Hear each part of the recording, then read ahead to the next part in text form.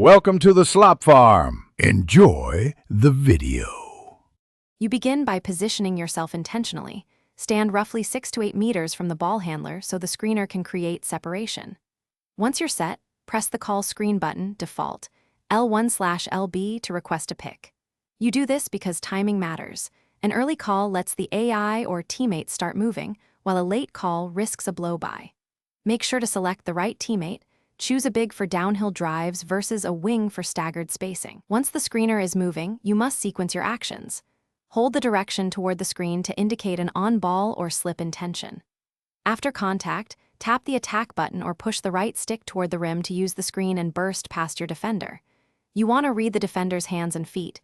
If they hedge, split with a quick dribble move, but if they switch, exploit mismatches. Remember, syncing your timer with the screener significantly increases success. Finish the sequence by deciding quickly. Pull up for space, drive through the lane, or hit the roller if the screener rolls. If the screen fails because of poor spacing or late timing, reset by creating more distance and call a staggered screen to force movement. If the AI repeatedly ignores your call, open controller settings and confirm call screen is mapped. You can also toggle teammate control or use a direct play to ensure execution. That troubleshooting tip fixes 90% of missed screens. Thanks for watching. Consider subscribing if we helped you today.